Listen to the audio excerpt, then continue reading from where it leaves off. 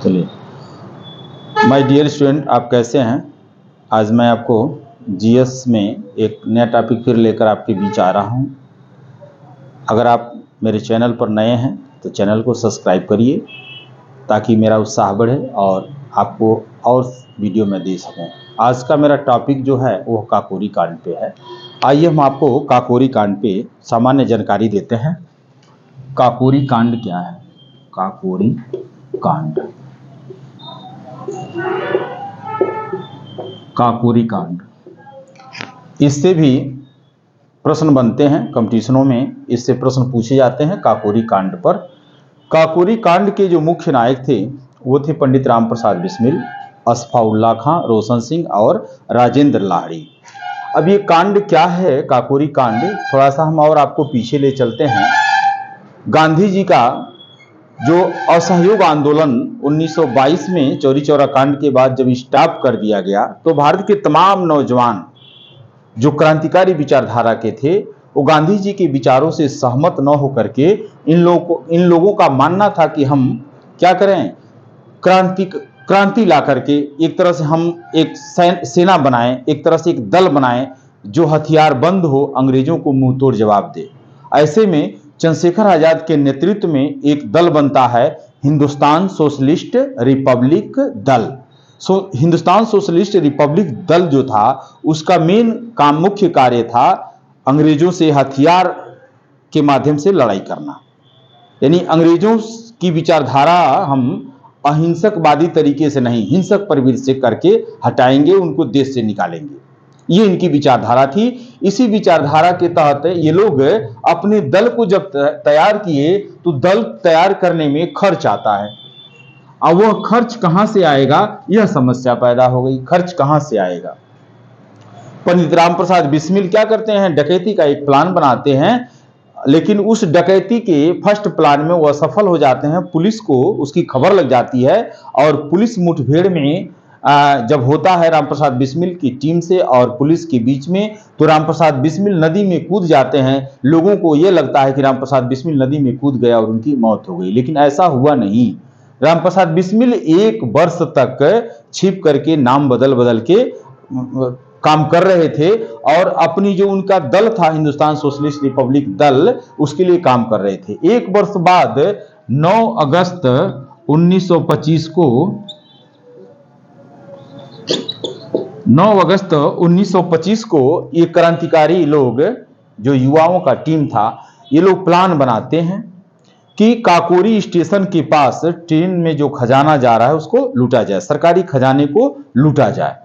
ऐसे में असफाउल्ला खां जो थे वह इस कमेटी में वो भी थे। उन्होंने विरोध किया, कहा कि नहीं, अगर हम खजाना लूटते हैं तो हो सकता है कि हम लोग के दल का पतन हो जाए, सरकार हम लोग के खिलाफ सारे षड्यंत्र शुरू कर देगी और हम लोग का दल समाप्त हो जाएगा। वह असहमत थे, लेकिन बाकी मेंबर्स जो थे वो सहमत थे।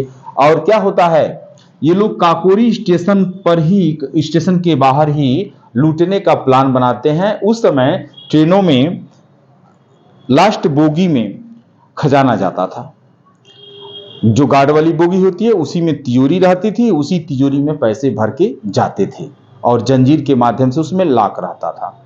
तो रामप्रसाद बिस्मिल, असफाउल्ला खां, रोशन सिंह, राजेंद्र लाहिड़ी, चंद्रशेखर आजाद, ये लोग सब मिल करके इस ट्रेन में खजाना लूटने का प्लान बना लिए। काकोरी सीतापुर और लखनऊ के बीच में है, तो काकोरी स्टेशन के पास ही ये लोग क्या किए, चैन पुलिंग करके उस ट्रेन में चढ़ गए और सरकारी खजाने को लूट लिए।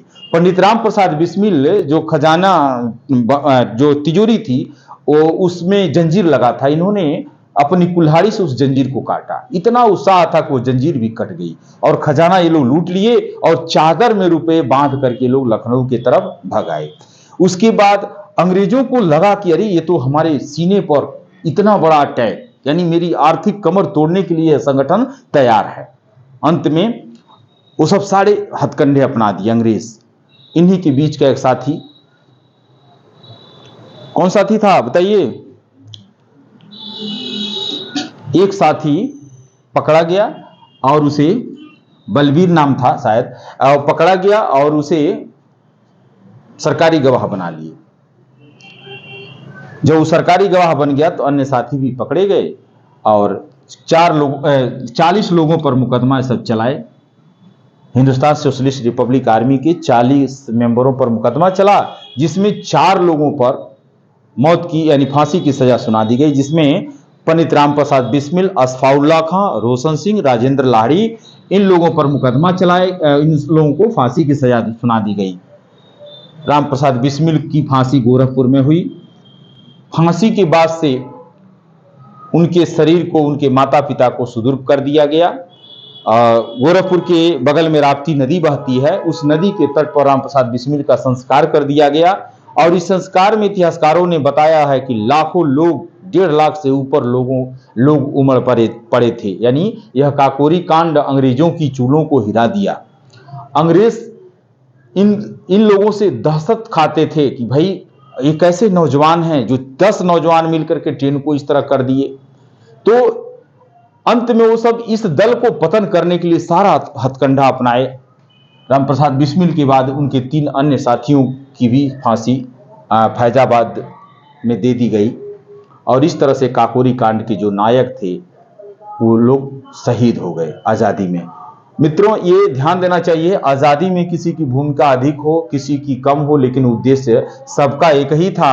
अभी भी इस दल के जो मुखिया थे चंद्रशेखर आजाद, वो बचे थे और उनका अलग रोल रहा है। फिर लंबे समय तक वो भी अंग्रेजों से पंगा लिए हैं, अपने संगठन को चलाए हैं। उनकी अलग से हम आपको वीडियो बनाएंगे और बताएंगे। इसमें काकोरी कांड का मुख्य बात होती है उसके नायकों का नाम, उसमें कौन से डेट पर